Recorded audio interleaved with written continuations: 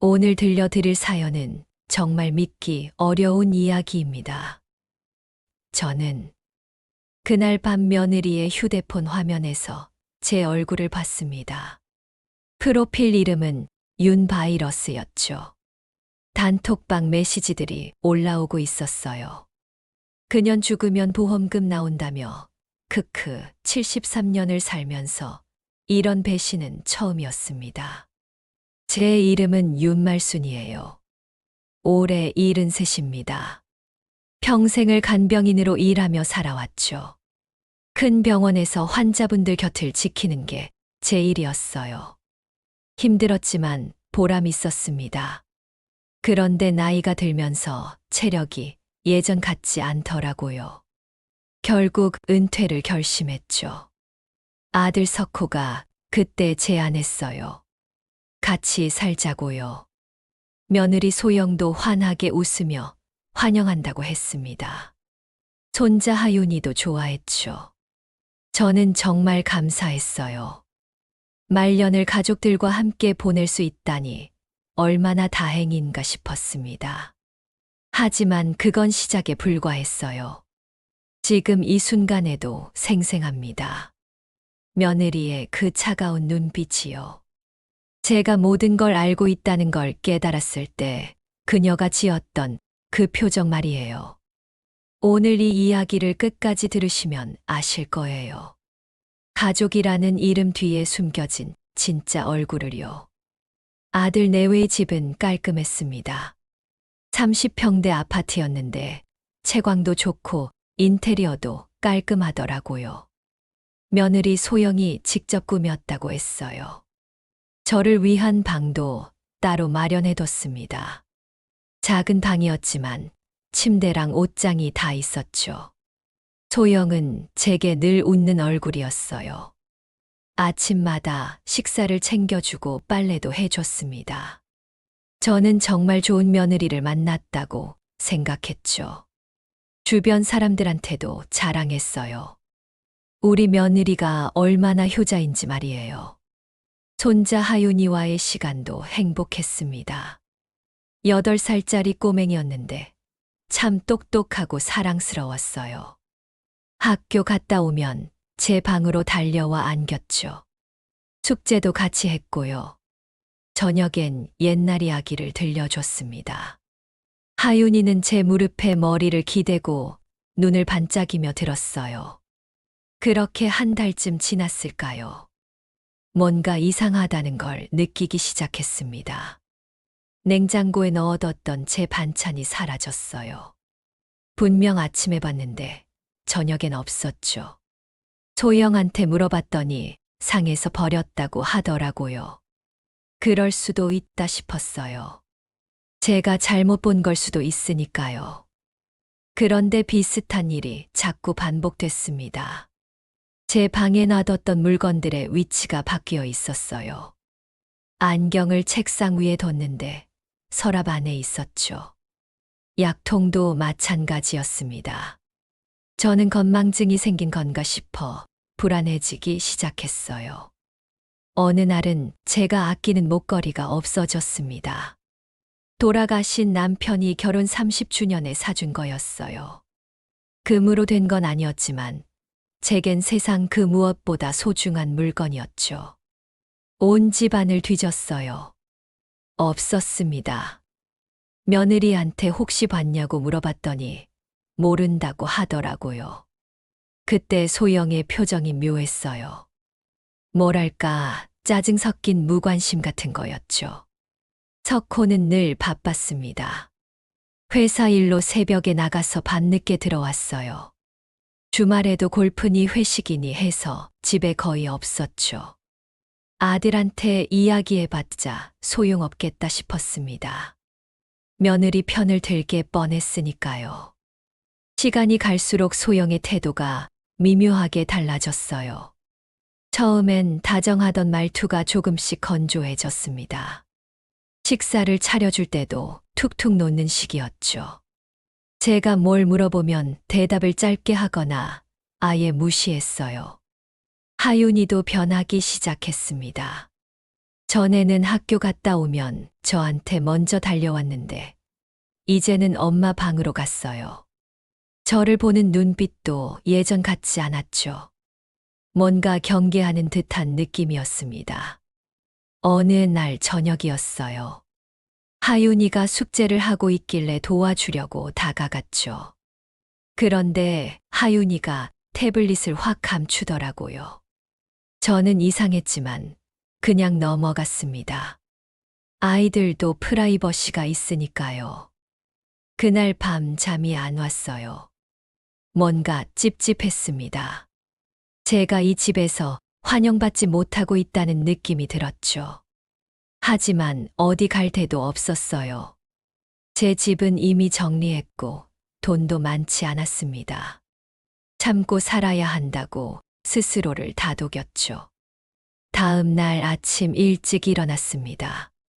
거실에서 물 한 잔 마시려고 나왔는데 소영이 전화 통화를 하고 있더라고요. 저를 못 본 것 같았어요. 소영의 목소리가 들렸습니다. 그녀는 누군가와 통화하며 웃고 있었어요. 평소 제게 보여주던 그 웃음과는 완전히 달랐죠. 차갑고 비꼬는 듯한 웃음이었습니다. 저는 숨을 죽이고 귀를 기울였어요. 소영은 시어머니 이야기를 하고 있었습니다. 바로 저 말이에요. 집에서 이것저것 먹어대고 공간만 차지한다는 내용이었죠. 제 심장이 쿵 내려앉았습니다. 더 듣고 싶지 않았지만 발이 떨어지지 않았어요. 소영은 계속 이어갔습니다. 빨리 요양원이라도 보내야 하는데 남편이 허락을 안 한다고요. 그 돈이면 하윤이 학원비라도 더 보탤 수 있다고 했어요. 저는 그 자리에 얼어붙었습니다. 겨우 제 방으로 돌아왔어요. 침대에 주저앉아 한참을 울었습니다. 조용히요. 소리 내면 들킬까 봐요. 73년을 살면서 이렇게 모욕적인 기분은 처음이었어요. 제가 짐이었다니. 제가 이 집에 피해를 주고 있었다니. 그날부터 더 조심했습니다. 밥도 적게 먹었고 물도 아껴 썼어요. 최대한 방에만 있으려 했죠. 소영의 눈치를 보게 됐습니다. 하윤이한테도 먼저 다가가지 않았어요. 며칠 후 하윤이가 학교 숙제로 태블릿을 거실에 두고 나갔어요. 소영도 장 보러 나간 상태였죠. 저는 혼자 거실에 앉아 있었습니다. 태블릿 화면이 켜져 있었어요. 그때 녹음 파일 하나가 눈에 들어왔습니다. 제목이 없었어요. 그냥 날짜만 적혀 있었죠. 호기심이 생겼습니다. 아니, 호기심보다는 불안함이었어요. 손이 떨렸지만 재생 버튼을 눌렀죠. 하윤이의 목소리가 들렸습니다. 친구들과 이야기하는 것 같았어요. 내용을 듣는 순간 숨이 막혔습니다. 하윤이는 저를 할머니라고 부르지 않았어요. 그냥 그 사람이라고 했죠. 그리고 친구들한테 설명하더라고요. 엄마가 그랬대요. 할머니가 또 밥 처먹었다고요. 진짜 쓰레기 바이러스래요. 쓰레기 바이러스. 제 손자가 저를 그렇게 부르고 있었습니다. 8살짜리 아이 입에서 그런 말이 나올 리 없어요. 누가 가르쳐 준 거죠? 며느리 소영이었습니다. 녹음은 계속됐어요. 하윤이는 친구들한테 할머니 흉을 더 봤습니다. 냄새 난다고요. 늙어서 징그럽다고요. 빨리 없어졌으면 좋겠다고요. 친구들은 웃으며 맞장구 쳤어요. 저는 태블릿을 내려놓았습니다. 손이 덜덜 떨렸어요. 눈물이 왈칵 쏟아졌죠. 제가 그렇게 사랑했던 손자가요. 매일 안아주고 이야기 들려주던 그 아이가요. 저를 쓰레기라고 부르고 있었어요. 그 말투가 소영과 똑같았습니다. 비꼬는 듯한 어투요. 차갑게 웃는 방식도요. 하윤이는 엄마를 따라 하고 있었던 거예요. 아직 어린 나이에 그런 말을 배우다니요. 저는 그날 밤 잠을 한숨도 못 잤습니다. 천장만 바라봤어요. 제가 왜 이렇게 살아야 하나 싶었죠. 차라리 혼자 사는 게 나았을까요? 아니면 진작에 요양원이라도 알아볼 걸 그랬나요? 하지만 요양원 갈 돈도 넉넉하지 않았어요. 평생 간병인으로 일했지만 모은 돈이 많지 않았습니다. 월세 원룸이라도 얻으려면 최소한의 목돈이 필요했죠. 그것도 없었어요. 다음 날 아침 소영이 아침상을 차렸습니다. 저는 밥을 거의 먹지 않았어요.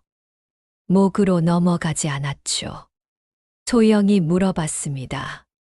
입맛이 없냐고요. 저는 고개만 끄덕였어요. 소영의 눈빛이 이상했습니다.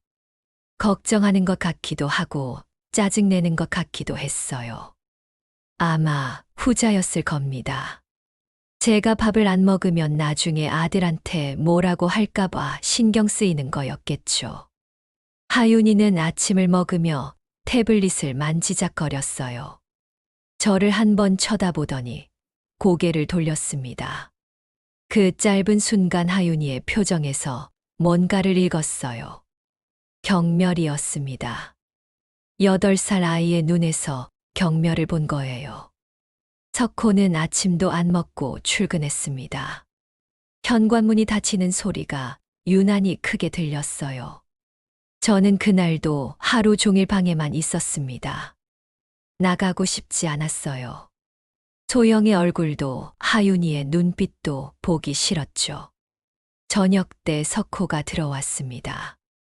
오랜만에 일찍 퇴근한 거였어요. 석호는 피곤한 얼굴로 소파에 앉았죠. 소영이 맥주를 따라줬습니다. 두 사람은 거실에서 TV를 봤어요. 저는 방문을 조금 열고 지켜봤습니다. 석호와 소영은 다정해 보였어요. 소영이 석호 어깨에 기대고 석호는 소영의 머리를 쓰다듬었죠. 그 모습이 낯설었습니다. 제가 모르는 가족이 그곳에 있었어요. 하윤이가 석호한테 달려갔습니다. 아빠라고 부르며 안겼어요. 석호는 하윤이를 들어 올리며 웃었죠. 완벽한 가족의 모습이었습니다. 그 안에 저는 없었어요. 저는 문을 닫았습니다. 침대에 누워 눈을 감았어요. 이게 제 현실이구나 싶었죠. 저는 이 집에서 투명 인간이었습니다. 아니, 그보다 못했어요. 쓰레기 바이러스였으니까요. 그날 밤 꿈을 꿨습니다. 젊었을 때로 돌아간 꿈이었어요.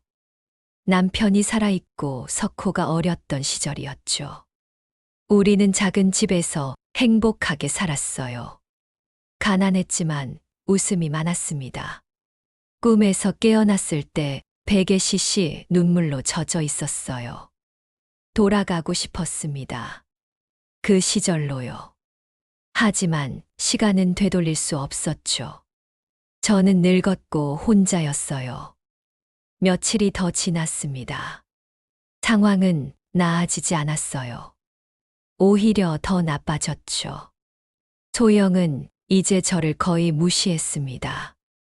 말을 걸어도 대답을 안 하거나 한마디로 끝냈어요. 하윤이는 저를 피했습니다. 학교 갔다 와서도 제 방 쪽은 쳐다보지도 않았어요. 제가 거실에 나가면 자기 방으로 들어가 버렸죠. 제 손자가 저를 싫어하고 있었어요. 석호한테 한번 말해볼까 싶었습니다. 하지만 용기가 나지 않았어요. 아들이 믿어줄까요? 며느리 편을 들지 않을까요? 저는 그게 더 무서웠습니다. 아들마저 저를 부담스러워한다는 걸 확인하고 싶지 않았어요. 어느 날 소영이 외출한다고 했습니다. 친구들 만난다고 했어요. 저는 안도했죠. 몇 시간이라도 소영 없이 편하게 있을 수 있으니까요. 소영이 나간 후 거실로 나왔습니다. 오랜만에 TV라도 보려고요. 리모컨을 찾다가 소파 쿠션 사이에서 뭔가를 발견했어요. 소형의 수첩이었습니다. 열어봐야 하나 말아야 하나 고민했어요.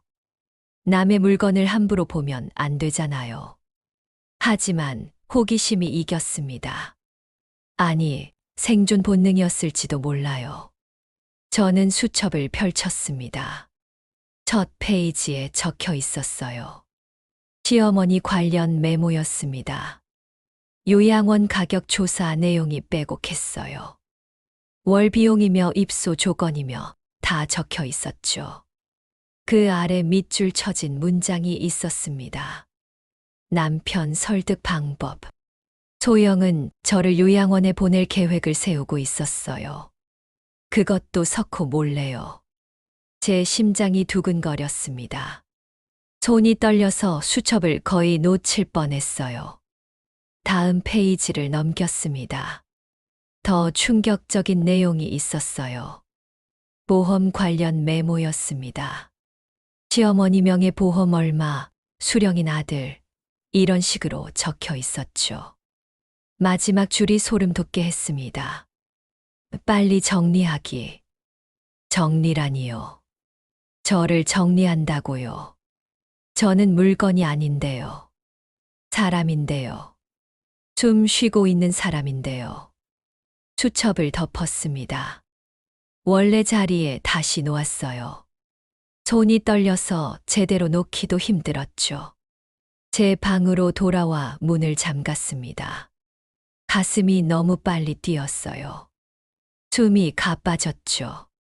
며느리가 저를 없애려 한다는 생각이 들었습니다. 과장일까요? 아니었어요. 그 수첩의 내용은 분명했어요. 저는 그날 친구 민정한테 전화했습니다. 민정은 제 오랜 친구예요. 간병인 일할 때 함께 일했던 동료였죠. 은퇴한 뒤에도 자주 연락하며 지냈습니다. 민정한테 모든 걸 털어놨어요. 며느리의 태도, 손자의 변화, 그 수첩의 내용까지요. 민정은 한참을 듣더니 조용히 말했습니다. 증거를 모으라고요. 당장 나오는 건 위험하다고요. 민정의 말이 맞았습니다. 저는 갈 곳도 없고 돈도 없었어요. 당장 나가면 노숙자 신세가 될 수도 있었죠. 일단 참고 견디면서 증거를 모아야 했습니다. 그날부터 저는 조심스럽게 관찰하기 시작했어요. 소영의 행동 하나하나를요. 언제 전화하는지, 누구와 만나는지, 뭘 하는지요. 수첩을 다시 볼 수는 없었지만 다른 단서를 찾을 수 있을 거라 생각했죠. 며칠 후 이상한 일이 있었습니다. 제 약이 바뀐 거예요. 평소 먹던 혈압약 봉지가 다른 걸로 교체돼 있었어요. 약국 이름이 달랐죠. 저는 소영한테 물어봤습니다. 소영은 태연하게 대답했어요. 약국에서 같은 약을 다른 제약사 제품으로 줬다고요. 효과는 같다고요. 저는 그 말을 믿었습니다. 의심할 이유가 없었으니까요. 하지만 뭔가 이상했어요. 약을 먹고 나면 유난히 졸렸습니다. 전에는 안 그랬는데요. 머리도 멍했어요. 하루 종일 누워있게 됐죠. 민정한테 다시 전화했습니다. 약 이야기를 하자 민정이 깜짝 놀라더라고요. 절대 그 약 먹지 말라고 했어요. 약국에 가서 성분 확인해 보라고 했죠. 저는 소영 몰래 약국에 갔습니다. 약사한테 약을 보여주며 물어봤어요. 이게 혈압약 맞냐고요. 약사는 고개를 가웃거렸습니다. 그리고 충격적인 말을 했어요. 이건 수면제래요. 혈압약이 아니라 수면제였습니다. 소영이 제 약을 바꿔치기 한 거였어요. 저를 계속 재우려고요. 왜요? 왜 그랬을까요? 집으로 돌아오는 길이 아득했습니다. 다리에 힘이 없었어요. 며느리가 저를 고의로 약물로 재우고 있었어요. 무슨 이유로요? 그날 밤 약을 먹는 척만 했습니다. 물과 함께 입에 넣었다가 화장실에서 뱉어냈어요. 잠들지 않았습니다. 방문을 조금 열고 밖을 살폈어요. 한밤중이었어요. 소영이 제 방 앞을 지나갔습니다. 문을 살짝 열고 안을 들여다봤어요. 제가 자는지 확인하는 거였죠. 저는 숨을 죽이고 자는 척했습니다. 소영이 돌아간 후 조심스럽게 문을 열었어요. 복도로 나가 소영이 어디 가는지 지켜봤죠. 소영은 거실로 갔습니다. 누군가와 통화를 시작하더라고요. 저는 벽 뒤에 숨어서 들었습니다. 소영의 목소리가 들렸어요. 친구와 통화하는 것 같았죠. 소영은 제 이야기를 하고 있었습니다. 요즘 약 먹여서 잘 재우고 있다고요. 그럼 조용해서 좋다고요. 빨리 요양원 보내고 싶은데 남편이 허락을 안 한다고 했어요. 친구가 뭐라고 했는지 소영이 웃었습니다.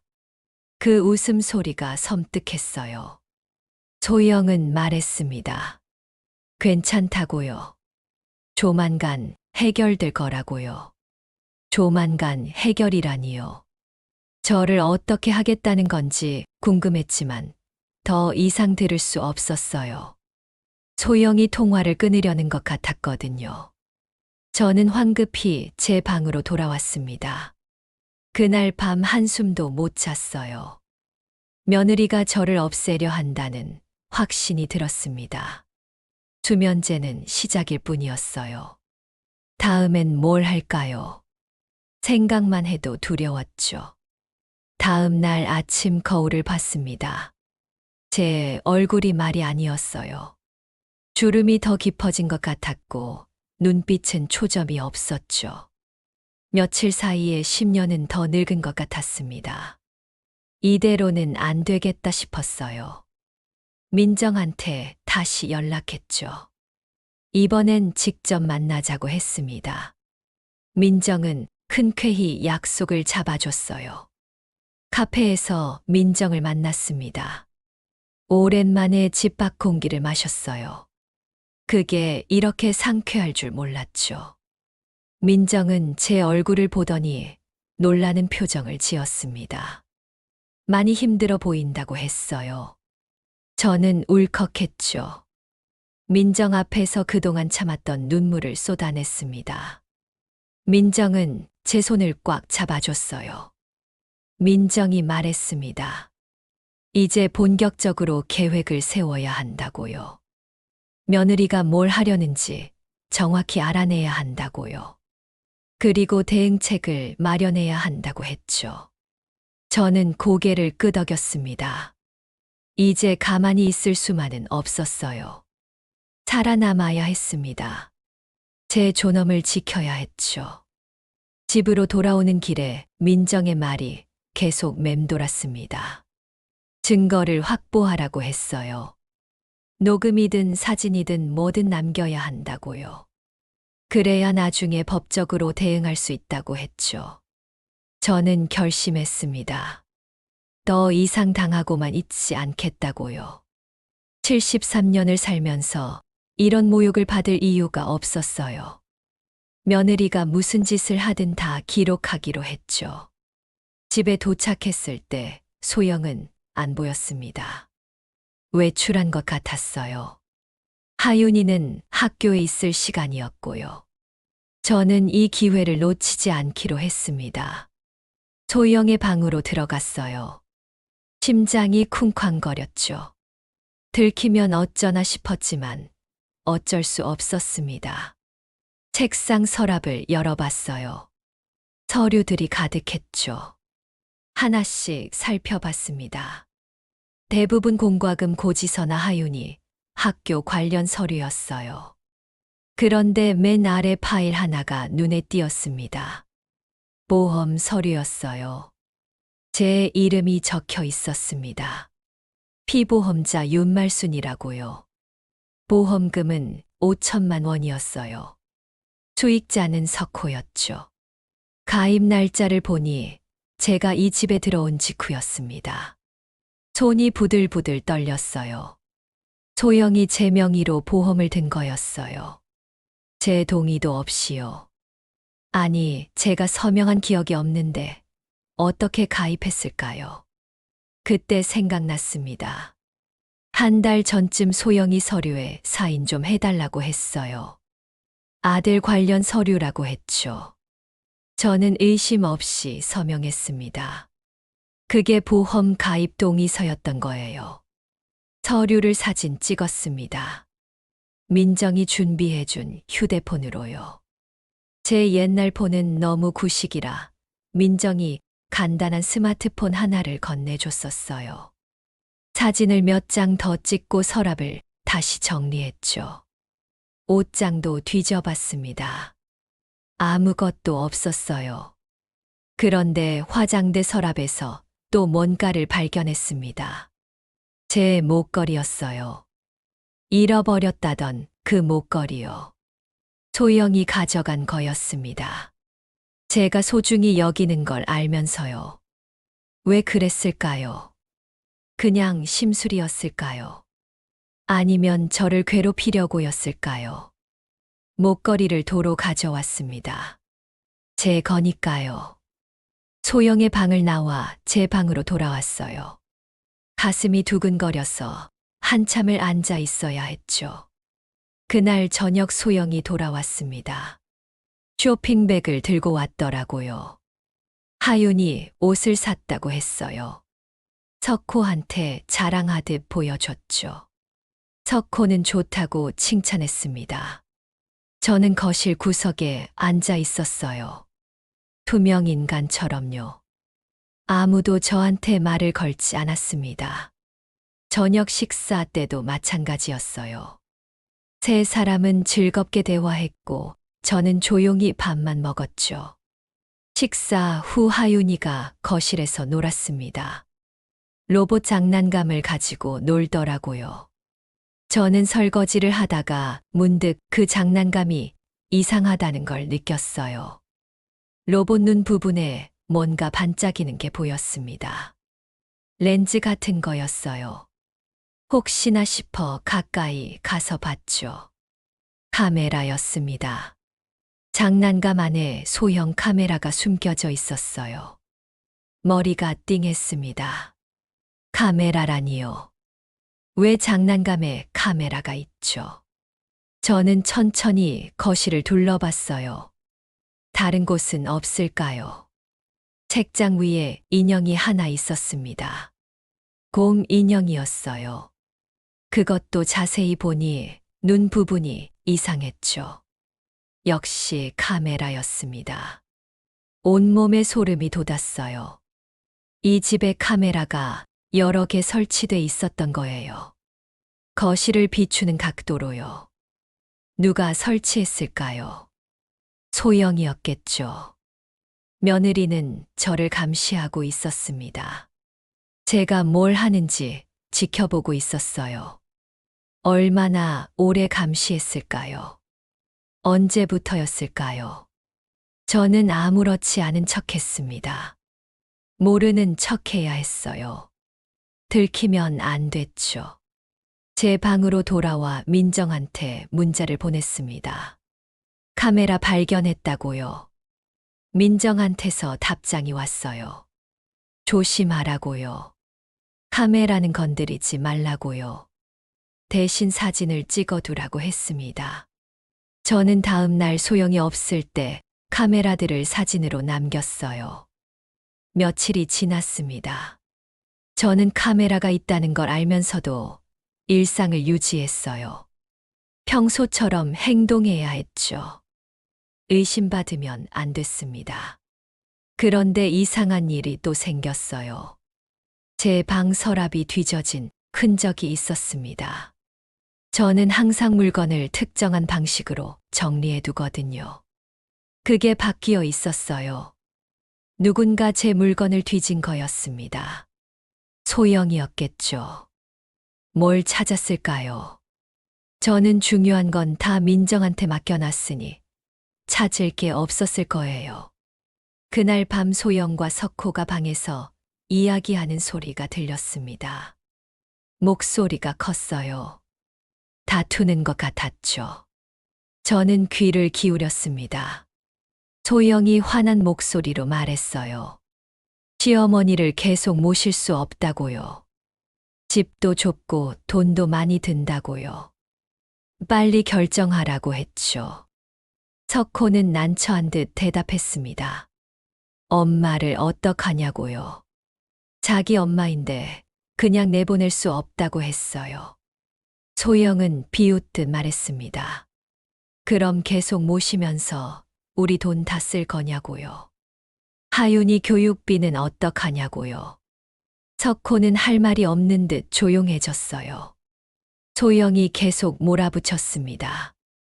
요양원 알아봤으니 거기 보내자고요. 한 달에 150만 원이면 된대요. 그게 집에서 모시는 것보다 싸다고 했죠. 저는 가슴이 답답했습니다. 며느리는 저를 완전히 짐으로 생각하고 있었어요. 그것도 돈 드는 짐으로요. 석호는 결국 알겠다고 했습니다. 알아보겠다고요. 다음 날 아침 석호가 출근하기 전에 제 방으로 왔습니다. 어색하게 웃으며 앉더라고요. 저는 무슨 말을 할지 알았어요. 석호가 조심스럽게 꺼냈습니다. 엄마 요양원 어떠냐고요. 거기가 더 좋을 거라고요. 전문가들이 돌봐주고 또래 어르신들도 많다고 했어요. 저는 아무 말도 안 했습니다. 그냥 석호를 쳐다봤어요. 제 아들이었습니다. 제가 낳아서 키운 아들이요. 그 아들이 저를 요양원에 보내려 하고 있었어요. 석호는 제 눈빛을 못 견디는 듯 고개를 돌렸습니다. 그리고 말했어요. 생각해보라고요. 급한 건 아니라고요. 거짓말이었죠. 소영이 재촉하고 있으니까요.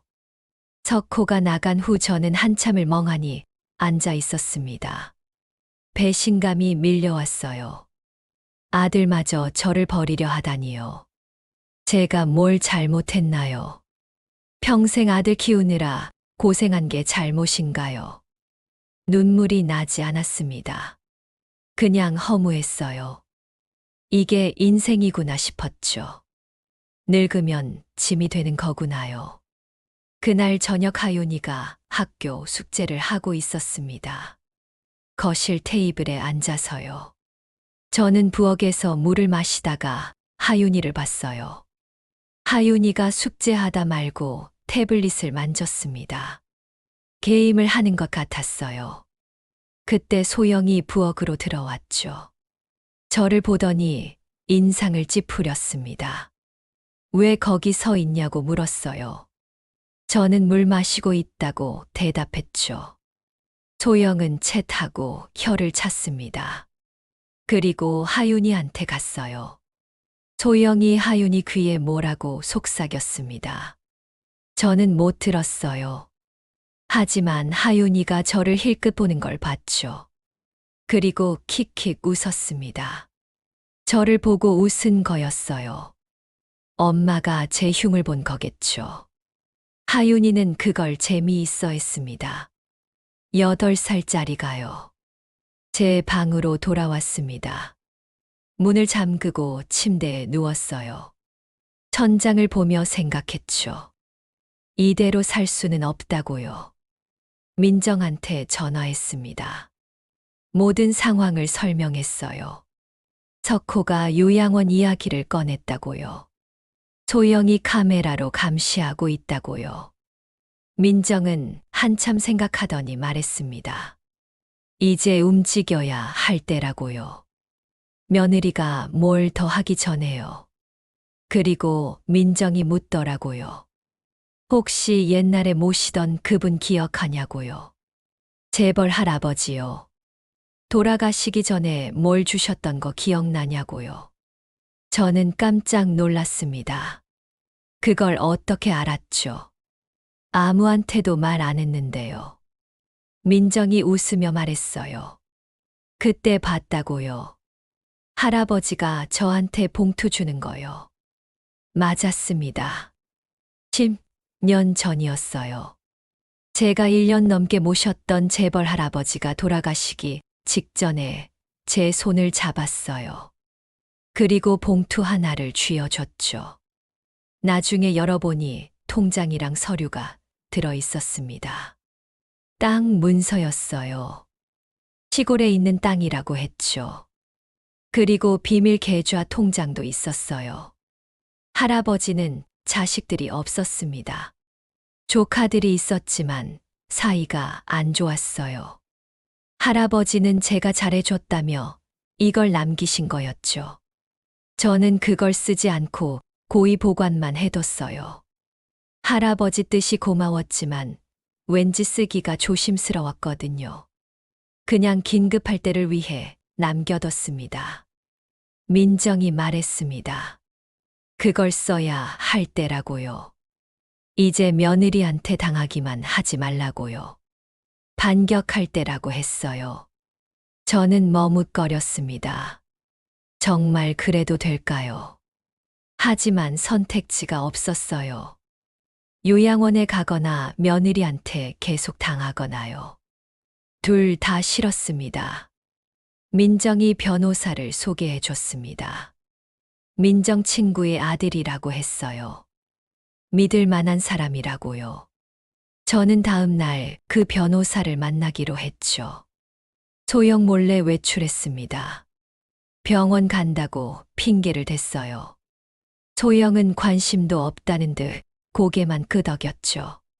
변호사 사무실에서 모든 걸 털어놨습니다.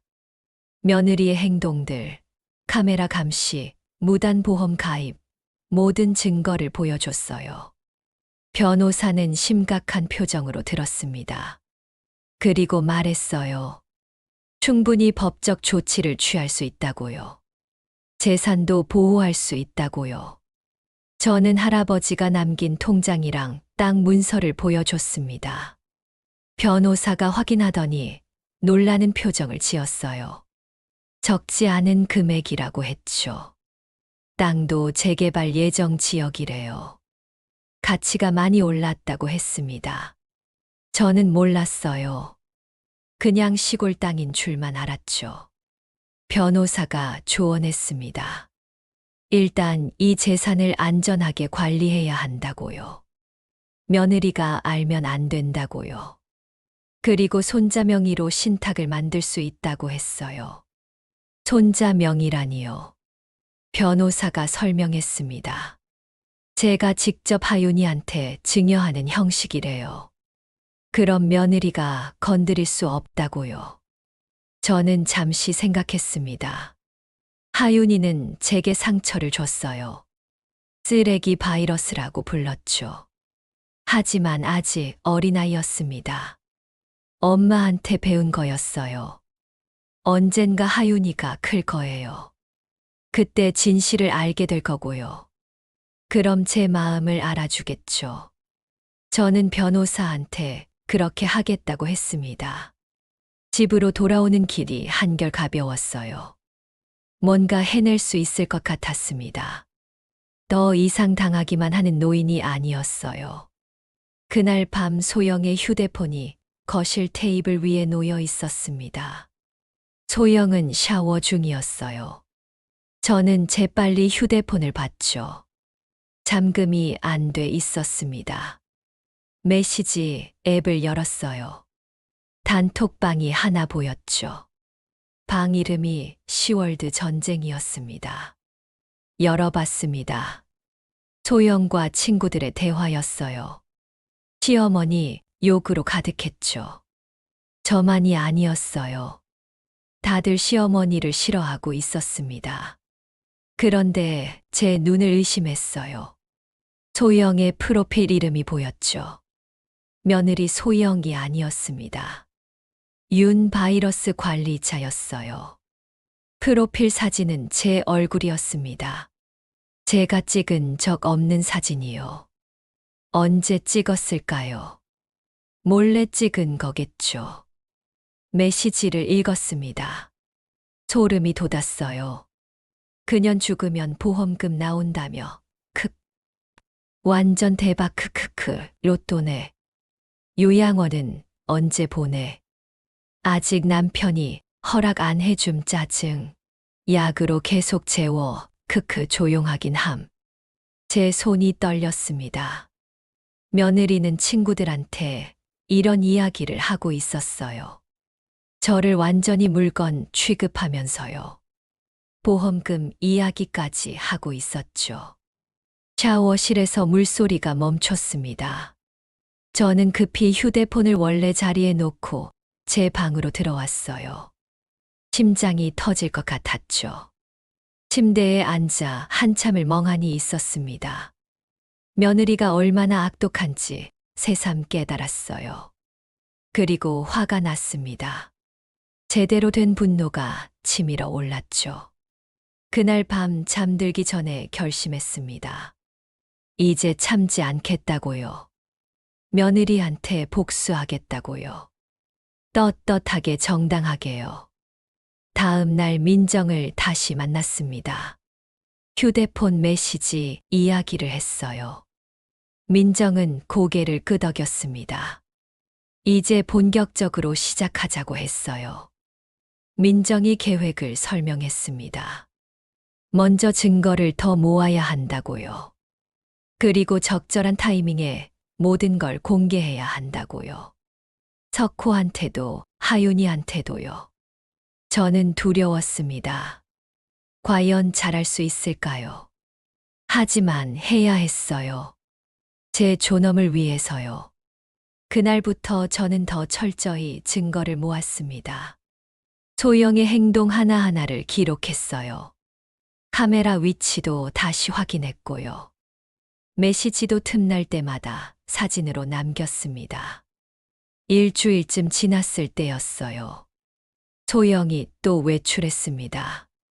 친구 만난다고 했죠. 저는 소영의 방을 다시 뒤져봤어요. 옷장 깊숙한 곳에서 상자 하나를 발견했습니다. 열어보니 서류들이 가득했어요. 요양원 팸플릿이랑 계약서, 초안이 있었죠. 계약서에 제 이름이 적혀 있었습니다. 보증인은 석호였어요. 입소 예정일까지 적혀 있었죠. 다음 달이었습니다. 소영은 이미 다 준비해 놓은 거였어요. 석호를 설득할 자신이 있었던 거죠. 아니, 이미 설득했을지도 몰라요. 사진을 찍고 상자를 제자리에 놓았습니다. 제 방으로 돌아와 민정한테 사진을 보냈어요. 민정한테서 답장이 왔습니다. 이제 때가 됐다고요. 다음 단계로 넘어가자고요. 저는 고개를 끄덕였습니다. 준비됐어요. 그날 밤 석호가 일찍 들어왔습니다. 소영과 뭔가 진지하게 이야기하더라고요. 저는 방문을 살짝 열고 들었어요. 석호가 말했습니다. 다음 주에 요양원 견학가자고요. 엄마 모시고요. 소영이 좋다고 대답했죠. 저는 문을 닫았습니다. 이제 정말 시간이 없었어요. 다음 주 전에 뭔가를 해야 했죠. 민정한테 전화했습니다. 급하다고 했어요. 민정은 알았다고 했습니다. 내일 당장 변호사를 만나자고 했죠. 그날 밤 잠이 오지 않았습니다. 내일부터 제 인생이 바뀔 거예요. 어떻게 바뀔지는 모르겠지만요. 두렵기도 하고 설레기도 했습니다. 창밖을 봤어요. 달이 밝았죠. 저 달처럼 저도 다시 빛날 수 있을까요? 73년을 살아온 이 할머니도 다시 시작할 수 있을까요? 할 수 있다고 스스로에게 말했습니다. 해야 한다고요. 며느리한테 당하고만 살 수는 없었어요. 다음 날 아침 일찍 일어났습니다. 옷을 차려입고 가방을 챙겼어요. 중요한 서류들을 다 넣었죠. 소영 몰래 현관문을 나섰습니다. 버스를 탔어요. 오랜만에 혼자 외출하는 거였죠. 바깥 공기가 상쾌했습니다. 자유로운 기분이 들었어요. 변호사 사무실에서 민정이 기다리고 있었습니다. 변호사도 준비돼 있었어요. 서류를 펼쳐놓고 설명했죠. 오늘부터 본격적인 법적 절차에 들어간다고 했습니다. 재산 보호부터 시작할 거래요. 그리고 며느리의 불법 행위에 대한 고소도 준비할 거라고요. 저는 서류에 서명했습니다. 떨렸지만 또렷하게 이름을 썼어요. 윤말순이라고요. 당당하게요. 변호사가 말했습니다. 이제 며느리가 함부로 못할 거라고요. 법이 저를 보호할 거라고 했죠. 저는 고개를 끄덕였습니다. 사무실을 나오며 민정이 제 손을 꽉 잡았습니다. 잘할 거라고요. 걱정하지 말라고요. 저는 웃었어요. 오랜만에 진심으로 웃었습니다. 집으로 돌아가는 길에 생각했어요. 이제 시작이라고요. 며느리와의 진짜 싸움은 지금부터라고요. 하지만 저는 준비됐습니다. 현관문을 열고 들어갔습니다. 소영이 거실에 있었어요. 저를 보더니 어디 갔다 오냐고 물었죠. 저는 태연하게 대답했습니다. 병원 갔다 왔다고요. 소영은 의심스럽다는 표정을 지었습니다. 하지만 더 이상 묻지 않았어요. 저는 제 방으로 들어왔죠. 거울을 봤습니다.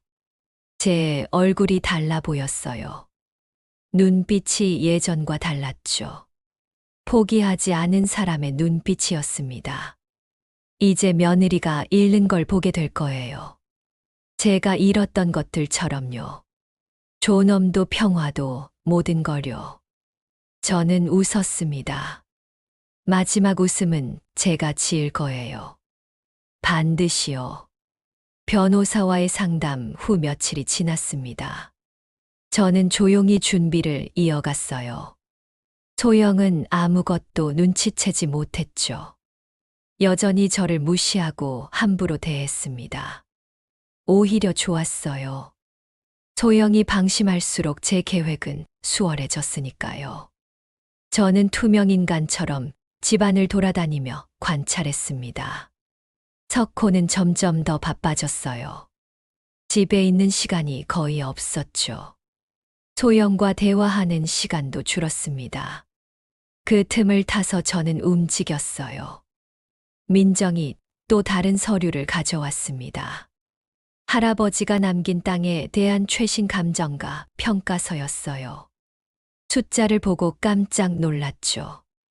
10년 전보다 10배 가까이 올랐더라고요. 재개발이 확정됐대요. 조만간 보상금도 나온답니다. 상당한 금액이었어요. 변호사가 말했습니다. 이걸 손자 하윤이 명의로 신탁하면 어떻겠냐고요. 며느리가 손댈 수 없게요. 저는 동의했습니다. 하윤이는 아직 어렸어요. 엄마 말만 듣고 저를 나쁘게 봤죠. 하지만 언젠가는 알게 될 거예요. 할머니가 자기를 사랑했다는 걸요. 서류 작업이 시작됐습니다. 생각보다 복잡했어요. 공증도 받아야 했고 여러 기관을 돌아다녀야 했죠. 저는 소영 몰래 외출을 반복했습니다. 병원 간다는 핑계가 통했어요. 소영은 관심도 없었죠. 오히려 제가 자주 나가니까 좋아하는 것 같았습니다. 어느 날 은행에 갔습니다. 할아버지가 남긴 비밀 계좌를 정리하려고요. 10년 동안 이자가 붙어서 제법 불어나 있었어요. 은행원이 물었습니다. 이 돈을 어떻게 하실 거냐고요. 저는 잠시 생각했어요. 그리고 결정했죠. 반은 하윤이 교육 신탁으로 만들었습니다. 하윤이가 성인이 되면 쓸 수 있게요. 나머지 반은 제가 쓰기로 했어요. 제 노후를 위해서요. 더 이상 며느리 눈치 보며 살 필요 없었습니다. 제 돈이 있으니까요. 당당할 수 있었어요. 은행 업무를 마치고 나오는데 기분이 묘했습니다. 뭔가 해방된 느낌이었어요. 73년 만에 처음으로 제 발로 서는 기분이었죠. 카페에 들어갔습니다. 커피 한 잔 마시고 싶었어요. 오랜만에 여유를 부리고 싶었죠.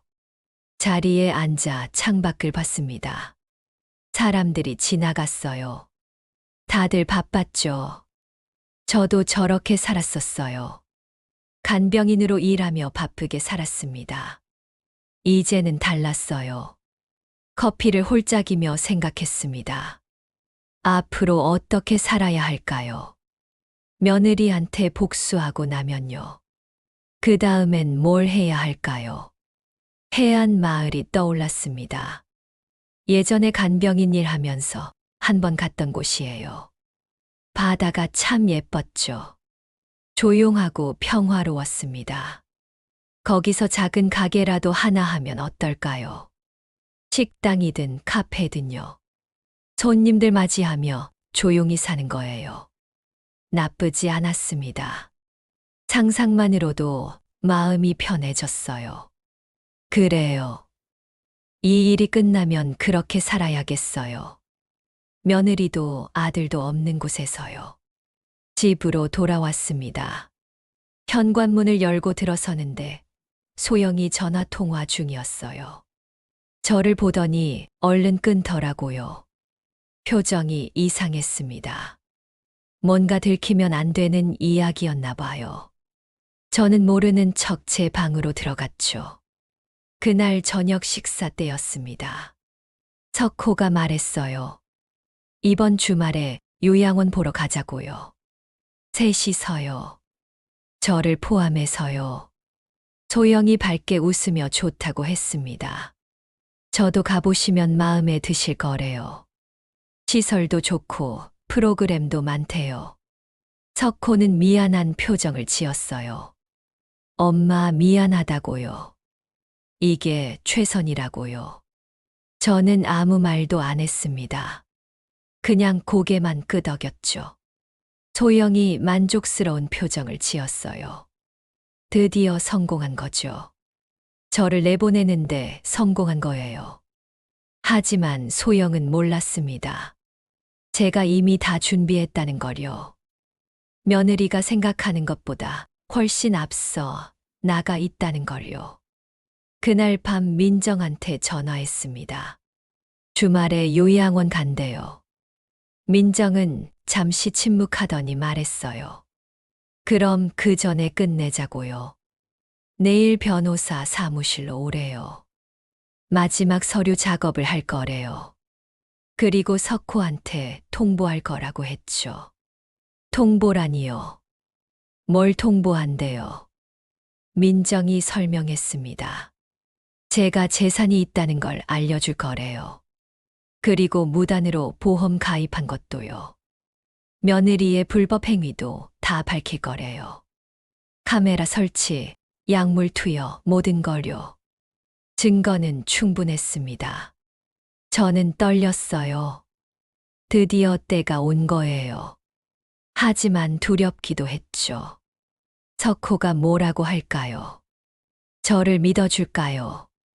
민정이 말했습니다. 걱정 말라고요. 증거가 있으니까요. 석호도 인정할 수밖에 없을 거래요. 다음 날 아침 일찍 집을 나섰습니다. 소영은 아직 자고 있었어요. 석호는 이미 출근했고요. 하윤이는 학교 갔죠. 변호사 사무실에 도착했습니다. 민정이 먼저 와 있었어요. 변호사도 준비돼 있었죠. 서류들이 책상 위에 쌓여 있었습니다. 변호사가 하나씩 설명했어요. 토지 소유권 이전 서류, 신탁 계약서, 고소장, 모든 게 준비돼 있었습니다. 저는 차례대로 서명했습니다. 손이 떨렸지만 또박또박 썼어요. 마지막 서명을 하는 순간 뭔가 후련했죠. 변호사가 말했습니다. 오늘 오후에 석호 씨한테 연락할 거래요. 사무실로 와달라고요. 그리고 모든 걸 설명할 거래요. 저도 가야 하나요? 변호사가 고개를 끄덕였습니다. 함께 가는 게 좋대요. 아들 앞에서 당당히 말해야 한대요. 오후 3시였습니다. 석호한테서 전화가 왔어요. 변호사 사무실에 와 있대요. 무슨 일이냐고 물었죠. 저는 민정과 함께 사무실로 갔습니다. 석호가 로비에서 기다리고 있었어요. 저를 보더니 놀라는 표정을 지었죠. 엄마, 왜 여기 있어요? 무슨 일이에요? 석호는 당황한 듯 물었습니다. 저는 대답 대신 회의실로 들어갔어요. 변호사가 석호를 앉혔습니다. 그리고 차근차근 설명하기 시작했어요. 제가 재산을 소유하고 있다는 것부터요. 석호는 믿을 수 없다는 표정이었습니다. 엄마가 재산이 있다고요. 어떻게요? 언제요? 변호사가 서류를 보여줬어요.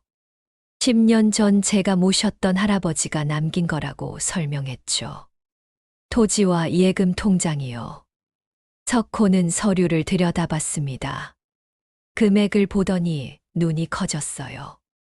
이렇게 많은 돈이 있었다고요. 왜 말 안 했냐고 물었죠. 저는 조용히 대답했습니다. 말할 기회가 없었다고요. 며느리가 저를 짐으로만 생각했으니까요. 석호는 할 말을 잃은 듯 했어요. 변호사가 계속 설명했습니다.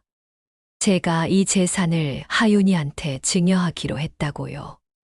단 조건이 있대요. 하윤이가 20살이 될 때까지 며느리는 관리할 수 없다고요. 신탁 회사가 관리할 거래요. 석호는 멍한 표정으로 저를 봤습니다. 엄마, 이게 무슨 일이에요? 저는 천천히 말했죠. 제가 겪은 일들을 설명했습니다. 며느리가 어떻게 저를 대했는지요.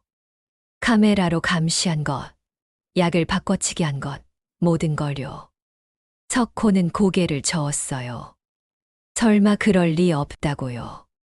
소영이 그럴 사람이 아니래요.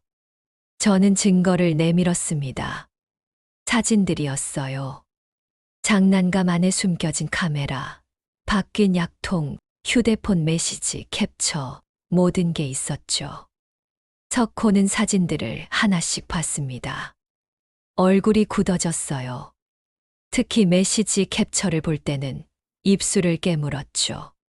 윤바이러스라는 프로필 이름이 선명했습니다. 보험금 이야기도 다 적혀 있었어요. 석호는 손이 떨렸죠. 변호사가 말했습니다. 부인이 무단으로 시어머니 명예보험에 가입했대요. 동의서를 위조했을 가능성이 크대요. 석호는 고개를 떨궜습니다. 한참을 아무 말도 안 했어요. 저는 아들을 바라봤죠. 제 아들이었습니다. 석호가 입을 열었어요. 죄송하다고요. 몰랐다고요. 정말 몰랐대요. 저는 고개를 끄덕였습니다. 알았어요. 석호가 바빴으니까요. 집안일에 신경 쓸 겨를이 없었죠. 하지만 그래도 상처는 남았어요. 변호사가 마지막으로 말했습니다. 고소를 진행할 거래요. 며느리의 불법 행위에 대해서요. 석호는 아무 말도 못했죠. 회의가 끝났습니다. 석호는 멍한 얼굴로 나갔어요. 저는 민정과 함께 카페로 갔습니다. 민정이 제 손을 잡았어요. 잘했다고요. 이제 시작이래요. 며느리가 받을 걸 받게 될 거래요. 저는 커피를 마시며 창밖을 봤습니다. 해가 지고 있었어요. 하루가 끝나가고 있었죠. 제 오랜 고통도 끝나가고 있었습니다. 집으로 돌아갈 시간이었어요. 마지막으로 그 집에 가는 거였죠. 이제 곧 떠날 거니까요. 현관문을 열고 들어갔습니다. 소영이 거실에 있었어요. 석호도 와 있었죠.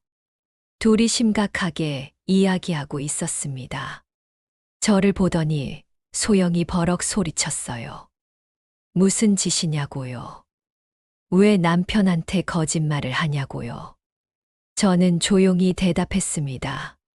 거짓말 안 했다고요. 다 사실이라고요. 소영은 얼굴이 빨개졌죠.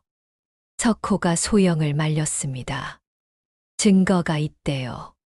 변호사가 다 보여줬대요. 소영은 믿을 수 없다는 표정을 지었어요. 그게 뭐 어쨌다고요. 자기가 뭘 잘못했냐고요. 시어머니 모시느라 고생했는데 오히려 자기를 의심하냐고 소리쳤죠. 석호는 한숨을 쉬었습니다. 소영아, 그만하라고요. 카메라 설치한 것도 들켰고 약 바꾼 것도 다 들켰대요. 소영은 입을 다물었습니다. 할 말이 없었던 거죠. 저는 제 방으로 들어갔어요. 짐을 쌀 시간이었습니다. 많지 않았어요. 옷 몇 벌과 책 몇 권, 그리고 남편이 준 목걸이요. 가방 하나에 다 들어갔죠. 짐을 다 싸고 나왔습니다. 거실에서 소영과 석호가 여전히 다투고 있었어요. 저는 신경 쓰지 않았습니다. 현관으로 갔어요. 신발을 신으려는데 하윤이가 학원에서 돌아왔습니다. 저를 보더니 멈춰 섰죠. 할머니, 어디 가요? 하윤이가 물었습니다. 저는 쪼그려 앉아 하윤이와 눈높이를 맞췄어요. 할머니, 이제 여기 안 살아. 다른 곳으로 갈 거야. 하윤이는 눈을 깜빡였습니다. 왜요? 하윤이의 목소리가 작아졌어요. 저는 하윤이 머리를 쓰다듬었습니다. 하윤아, 너 할머니 좋아했지? 옛날에는요. 하윤이는 고개를 끄덕였어요. 눈시울이 붉어졌죠. 할머니도 하윤이 많이 사랑해. 지금도요. 앞으로도요. 그거 잊지 마. 하윤이는 고개를 떨궜습니다. 미안해요, 할머니. 하윤이가 작게 말했어요. 엄마가 그러라고 했어요. 저는 하윤이를 안아줬습니다. 괜찮아. 하윤아. 넌 아직 어려. 언젠가 크면 다 이해하게 될 거야. 하윤이는 제 품에서 울었어요. 저는 하윤이를 놓아주고 일어났습니다. 석호가 나와 있었어요. 엄마 정말 가시는 거예요.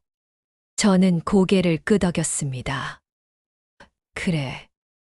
이제 내 길을 갈 거야. 석호는 미안하다고 또 말했죠. 저는 석호 어깨를 두드렸습니다. 잘 살아. 하윤이 잘 키우고요. 석호는 눈물을 글썽였어요. 현관문을 열고 나갔습니다. 뒤돌아보지 않았어요. 그 집은 이제 제 집이 아니었으니까요. 계단을 내려가는데 발걸음이 가벼웠습니다. 무거운 짐을 내려놓은 기분이었어요. 자유로웠죠. 민정이 아래서 기다리고 있었습니다. 차를 가져왔대요. 저를 새 집까지 데려다 줄 거래요. 차에 탔습니다. 창밖으로 아파트가 멀어졌어요. 며느리도 아들도 손자도 다 멀어졌죠. 슬프지 않았어요. 오히려 속이 시원했습니다. 이제 제 인생을 살 수 있었으니까요. 민정이 물었어요. 후회 안 하냐고요. 저는 고개를 저었습니다. 전혀요. 차는 해안 도시로 향했습니다. 제가 새로 구한 집이 있는 곳이에요. 작은 원룸이었지만 바다가 보였죠. 창문을 열면 파도 소리가 들렸습니다. 평화로웠어요. 이게 제가 원하던 삶이었죠. 짐을 풀며 생각했습니다. 이제 뭘 할까요? 일단 쉬어야겠어요. 그동안 너무 지쳤으니까요. 그 다음엔 작은 가게를 열 거예요. 카페든 식당이든요. 손님들 맞이하며 조용히 살 거예요. 며느리 생각은 안 났습니다. 아들 생각도 별로 안 났어요. 손자만 조금 그리웠죠. 하지만 하윤이는 제 선물을 받을 거예요. 20살이 되면요. 그때 하윤이가 할머니를 기억해주면 좋겠어요. 저녁이 됐습니다. 창밖으로 노을이 졌어요. 정말 아름다웠죠. 저는 창가에 앉아 바다를 봤습니다. 73년을 살았어요. 힘든 일도 많았죠. 하지만 이제는 달랐습니다. 이제부터는 제 인생이었어요. 혼자 저녁을 먹었습니다. 간단하게 라면을 끓였어요. 맛있었죠. 눈치 안 보고 먹으니까요. 설거지를 하며 웃었습니다. 이런 소소한 게 행복이구나 싶었어요. 자유가 이렇게 좋은 거구나요. 밤이 깊어졌습니다. 침대에 누워 눈을 감았어요. 편안했죠. 오랜만에 푹 잘 수 있을 것 같았습니다. 며느리는 지금쯤 어떻게 지내고 있을까요? 궁금하지 않았어요. 그건 이제 제 문제가 아니었으니까요. 잠들기 전에 마지막으로 생각했습니다. 내일부터 뭘 할까요? 산책이나 할까요? 바닷가를 걸으면 좋겠어요. 그리고 가게 알아봐야겠어요. 작은 곳이면 충분해요. 커피 한 잔 팔면서 사람들과 이야기하는 거예요. 여생을 그렇게 보내면 되겠죠. 조용하고 평화롭게요. 며느리도 시집살이도 없는 곳에서요. 눈을 감았습니다. 이번엔 악몽이 없을 것 같았어요. 평온한 꿈을 꿀 수 있을 것 같았죠.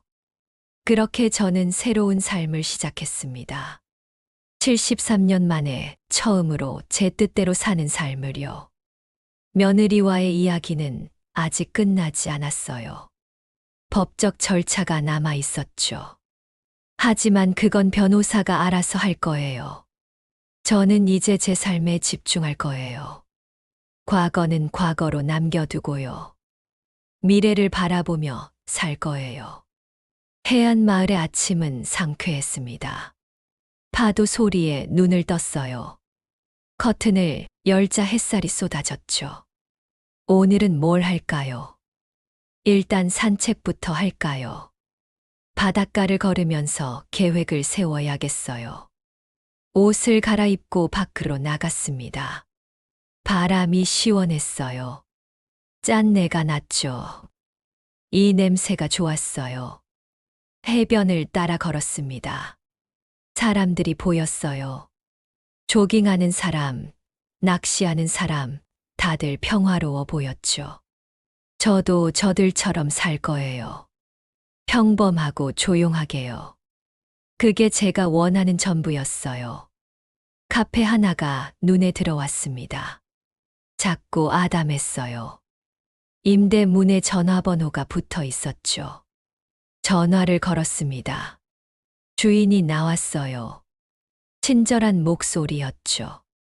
구경하러 와도 되냐고 물었더니 좋다고 했어요. 오후에 다시 가보기로 했습니다. 이게 제 가게가 될지도 모르죠. 설레었어요. 산책을 마치고 집으로 돌아왔습니다. 민정한테 전화했어요. 잘 지내냐고 물었죠. 민정은 걱정하지 말래요. 변호사가 일 진행하고 있대요. 며느리 고소 건의요. 증거가 확실하니까 문제 없을 거래요. 며느리는 지금 난리가 났대요. 변명하느라 정신없대요. 하지만 소용없죠. 증거가 다 있으니까요. 석호는 충격받았대요. 아내가 그런 사람인 줄 몰랐대요. 이혼까지 고려 중이래요. 하윤이가 제일 힘들대요. 엄마 아빠가 싸우니까요. 불쌍하긴 했지만 어쩔 수 없었어요. 민정이 말했습니다. 하윤이가 나중에 이해할 거래요. 할머니가 왜 그랬는지요. 저는 고개를 끄덕였어요. 오후에 카페를 보러 갔습니다. 생각보다 상태가 좋았어요. 깨끗하고 아늑했죠. 주인이 설명했습니다. 장사가 잘 안 돼서 정리한대요. 하지만 위치는 좋대요. 관광객도 많이 온대요. 저는 마음에 들었어요. 여기서 카페를 하면 좋겠다 싶었죠. 계약하겠다고 했습니다. 주인이 기뻐했어요. 다음 주에 계약서 쓰기로 했죠. 저는 카페를 다시 한번 둘러봤어요. 여기가 제 새 시작이 될 거예요. 며느리도 아들도 없는 제 공간이요. 제가 주인인 공간이요. 집으로 돌아오는 길이 즐거웠습니다. 뭔가를 기대할 수 있다는 게 좋았어요. 저녁을 먹고 일기를 썼습니다. 오랜만이었어요. 오늘 있었던 일들을 적었죠. 카페를 발견한 것, 계약하기로 한 것, 모든 게 새로웠어요. 73년 만에 제 사업을 시작하는 거였죠. 떨리기도 했지만 자신감도 생겼습니다. 할 수 있을 것 같았어요. 간병인으로 평생 일했는데 카페 정도는 할 수 있겠죠. 며느리 생각이 잠깐 났습니다. 지금쯤 어떻게 지내고 있을까요? 후회하고 있을까요? 아니겠죠. 소영은 그런 사람이 아니었어요. 끝까지 자기 잘못 인정 안 할 거예요. 하지만 상관없었어요. 카페 계약을 마친 지 일주일이 지났습니다. 저는 새 가게를 준비하며 바쁜 나날을 보냈어요. 페인트 칠도 하고 가구도 드리고요. 생각보다 재미있었죠. 민정이 자주 와서 도와줬습니다. 둘이서 이것저것 의논하며 가게를 꾸몄어요. 메뉴판도 만들고 인테리어도 바꿨죠. 그러던 어느 날 변호사한테서 연락이 왔습니다. 소영 건의로요. 경찰 조사가 시작됐대요. 무단 보험 가입이랑 카메라 불법 설치 건으로요. 소영이 발뺌하고 있대요. 자기는 시어머니를 위해 한 일이래요. 걱정돼서 카메라를 달았고 보험도 만약을 대비한 거래요. 변호사는 코웃음 쳤습니다. 증거가 명확한데 무슨 소용이냐고요. 메시지 기록에 다 나와 있는데요. 재판은 다음 달이래요. 제가 증인으로 출석해야 한대요. 저는 알겠다고 했습니다. 당연히 가야죠. 며느리가 받을 걸 받게 해야 했어요. 저뿐만 아니라 다른 시어머니들을 위해서라도요. 그날 저녁 석호한테서 전화가 왔습니다. 오랜만이었어요. 목소리가 피곤해 보였죠. 엄마 어떻게 지내세요? 석호가 물었어요. 저는 잘 지낸다고 대답했습니다. 새 가게 준비 중이라고요. 석호는 놀라는 것 같았어요. 가게요. 무슨 가게요? 저는 설명했죠. 작은 카페를 연다고요. 석호가 한참 침묵하더니 말했습니다. 도와줄 게 있냐고요.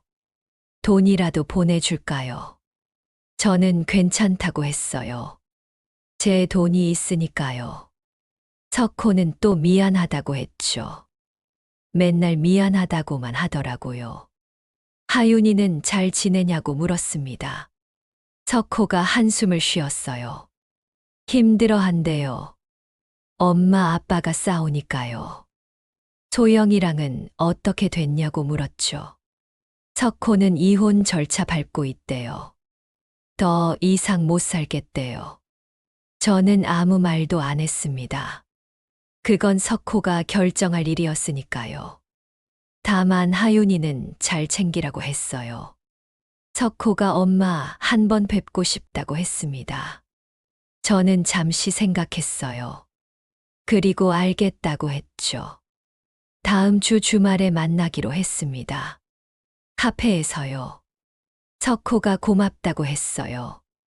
전화를 끊었죠. 며칠 후 민정이 소식을 가져왔습니다. 소영이 학교 폭력센터에 신고됐대요. 하윤이 선생님이 했대요. 하윤이가 학교에서 다른 아이들한테 이상한 말을 했대요. 할머니를 바이러스라고 부르고 없어져야 한다고 했대요. 선생님이 이상하게 여겨 하윤이랑 상담했대요. 그러다 엄마가 시킨 거라는 걸 알게 됐죠. 선생님은 바로 센터에 신고했습니다. 아동학대 정서적 학대로요. 소영이 아이한테 나쁜 영향을 끼쳤다는 거예요. 센터에서 조사를 시작했대요. 소영은 부인했지만 하윤이가 다 말했대요. 엄마가 할머니 흉보는 걸 듣고 따라했다고요. 소영은 이제 학대 혐의까지 받게 됐습니다. 점점 더 깊은 수렁에 빠지고 있었어요. 저는 복잡한 심정이었습니다. 며느리가 벌 받는 건 당연했어요. 하지만 하윤이가 상처받는 건 안타까웠죠. 민정이 말했습니다. 하윤이한테는 오히려 잘된 일이래요.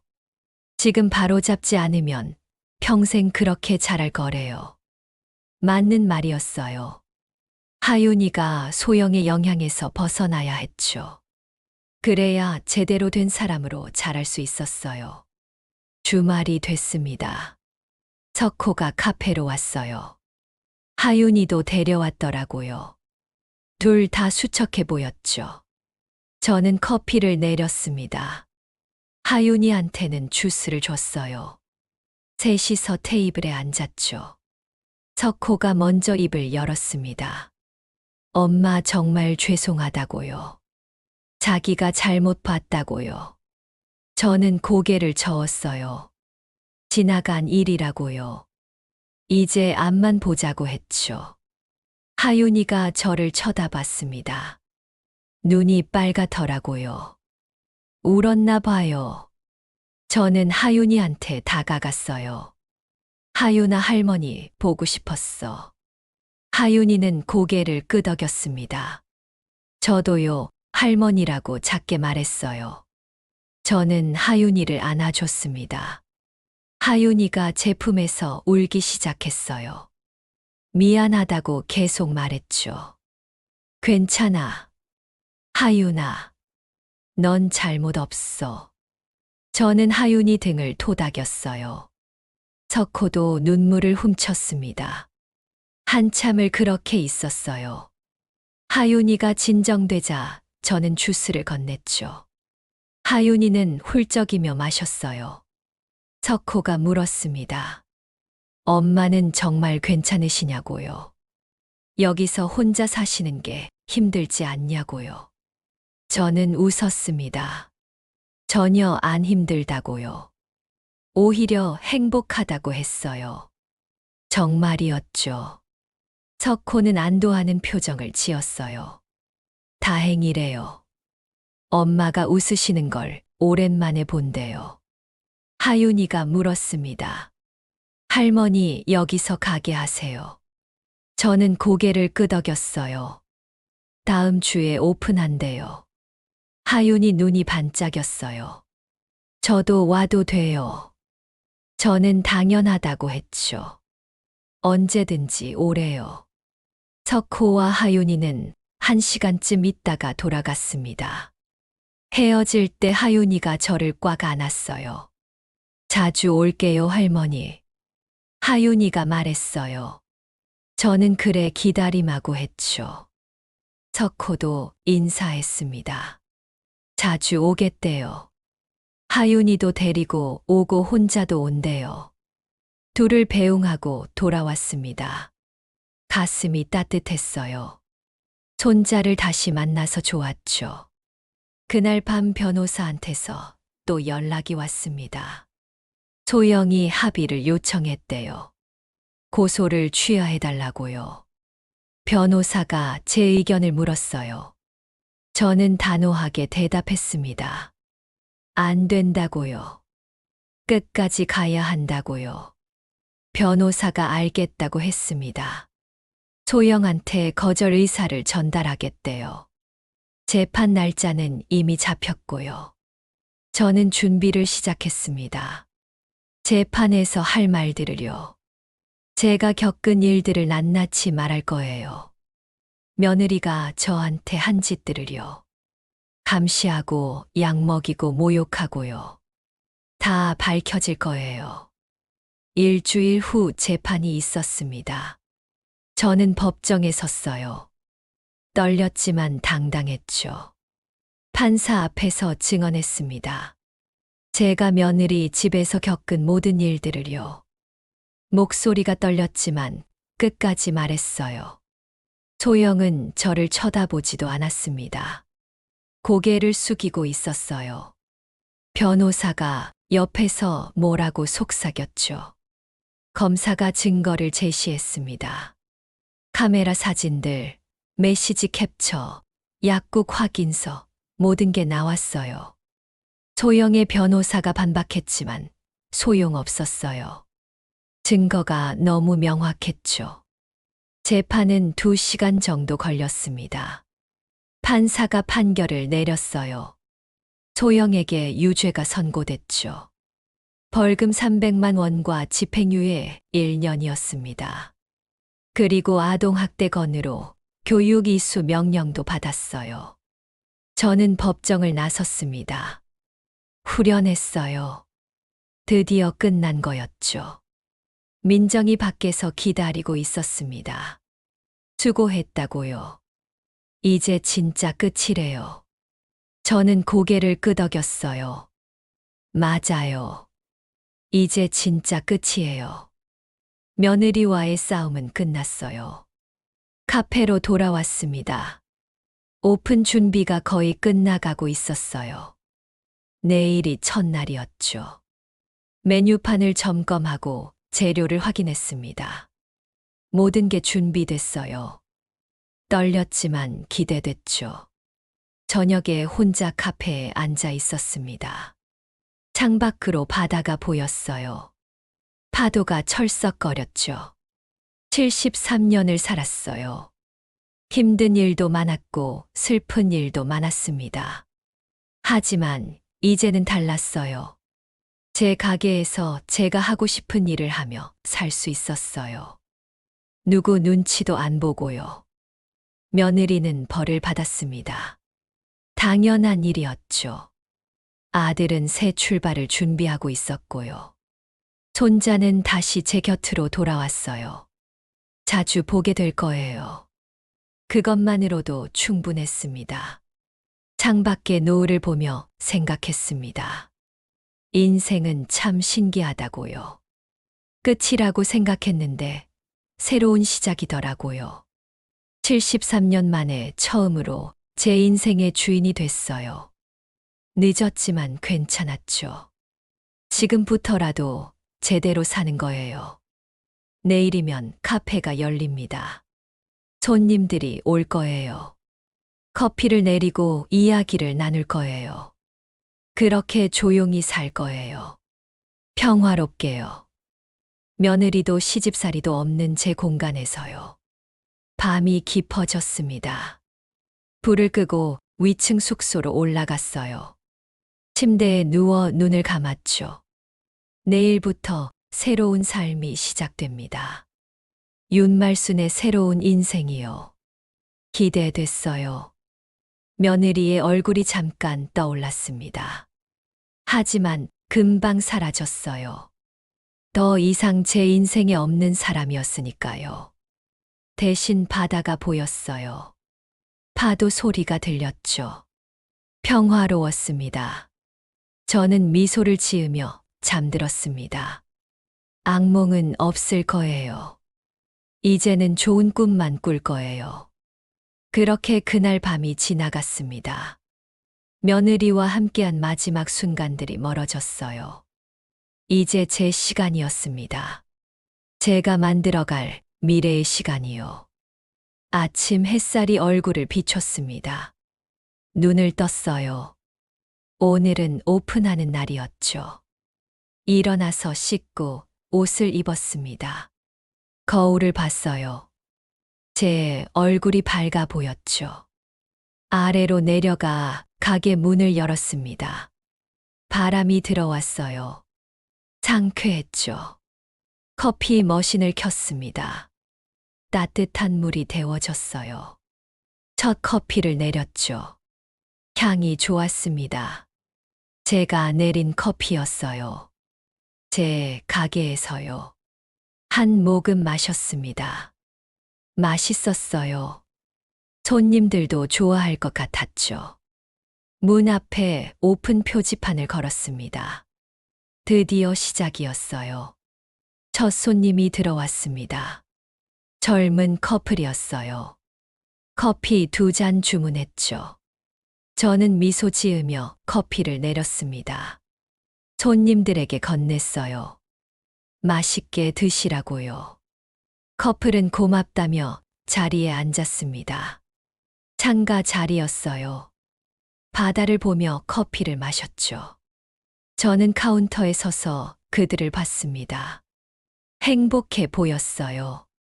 저도 행복했죠. 이게 제 새 삶이었습니다. 카페 주인 윤말순의 삶이요. 며느리는 이제 기억 속의 사람이었어요. 나쁜 기억이긴 했지만 그것도 제 삶의 일부였죠.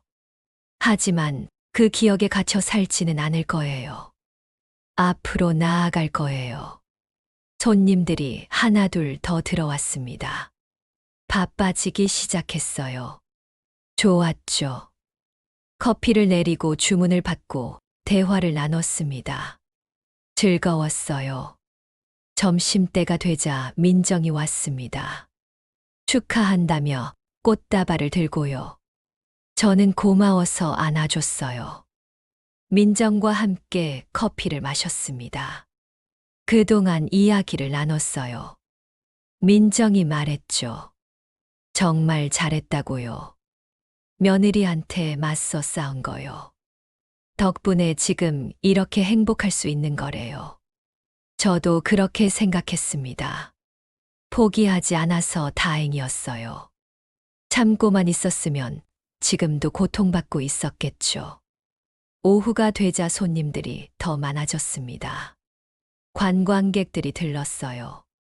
카페 분위기를 좋아하더라고요. 저는 바쁘게 움직였습니다. 하지만 힘들지 않았어요. 오히려 활력이 넘쳤죠. 해가 지기 시작했습니다. 노을이 아름다웠어요. 손님들도 사진을 찍었죠. 저도 잠시 쉬며 노을을 봤습니다. 정말 예뻤어요. 매일 이런 노을을 볼 수 있다니요. 행복했습니다. 진심으로요.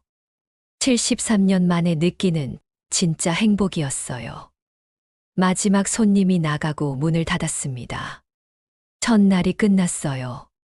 성공적이었죠. 매출도 괜찮았습니다. 예상보다 많았어요. 이대로만 하면 충분히 살아갈 수 있겠더라고요. 설거지를 하고 청소를 했습니다. 가게를 깨끗이 정리했어요. 내일을 위해서요.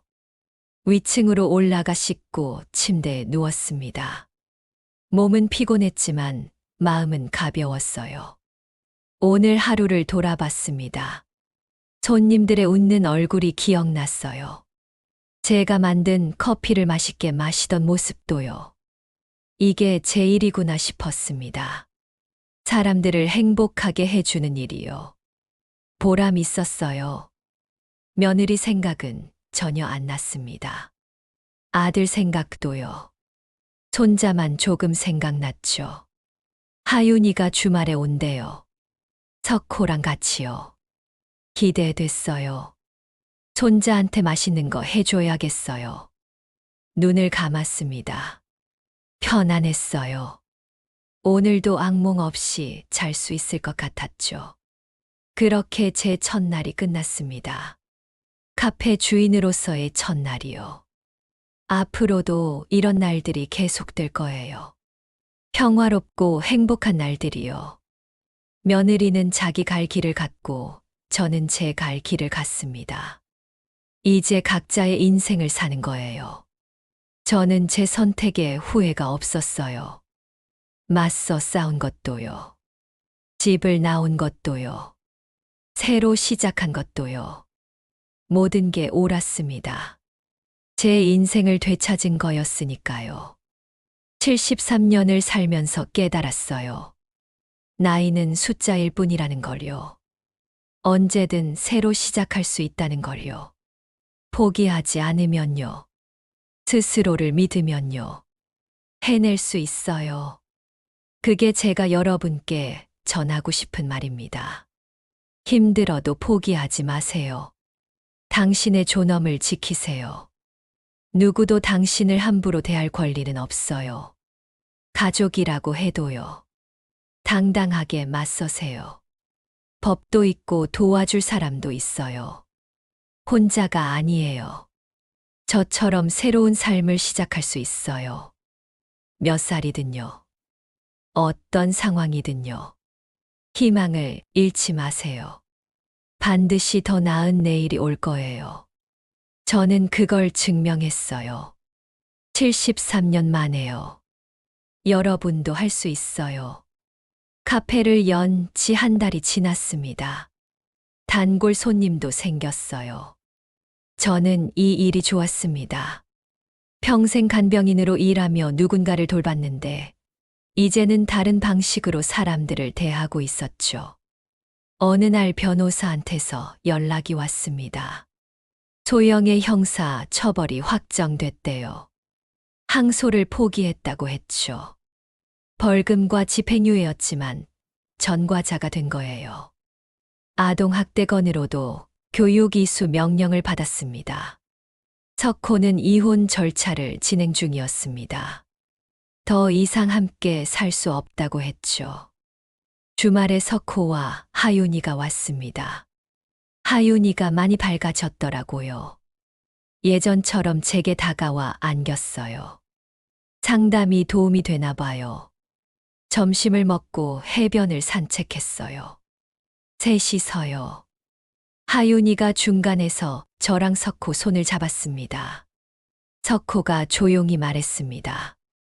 정말 죄송하다고요. 저는 고개를 저었어요. 지난 일이라고요. 이제 다 괜찮다고 했죠. 하윤이가 물었어요. 할머니 행복해요. 저는 웃으며 대답했죠. 응, 할머니, 아주 행복해요. 그날 밤 결심했어요. 제 이야기를 나누기로요. 블로그를 시작하기로 했습니다.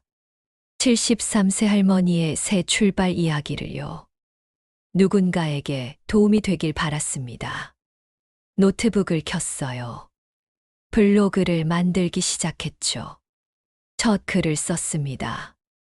손가락이 서툴렀지만 천천히 눌러 나갔어요. 다음 날부터 매일 조금씩 글을 썼습니다. 며느리 집에서의 생활, 감시와 학대, 맞서 싸운 과정을요. 솔직하게 썼습니다. 댓글이 달리기 시작했어요. 공감한다는 분들이 많았습니다. 용기를 얻었다는 분도 계셨어요. 덕분에 맞설 힘이 생겼다고요. 한 달쯤 지나자 방문자가 많이 늘었습니다. 기사로도 나갔어요. 73세 할머니의 당당한 반격이라고요. 인터뷰 요청도 들어왔습니다. 방송국에서요. 저는 결심하고 인터뷰에 응했습니다. 방송이 나간 후 반응이 뜨거웠어요. 응원하는 댓글이 쏟아졌습니다. 저를 보고 용기 냈다는 분들이 많았죠. 어느 날 편지가 왔습니다. 한 시어머니가 보낸 거였어요. 저 덕분에 며느리한테 맞설 용기를 얻었다고요. 지금은 떨어져 살며 평화롭게 지낸다고 했습니다. 저는 울컥했습니다. 제 이야기가 정말 도움이 됐구나 싶었죠. 여름이 왔어요. 하윤이가 방학이라 일주일 동안 놀러 왔습니다. 매일 해변에 나가 놀았어요.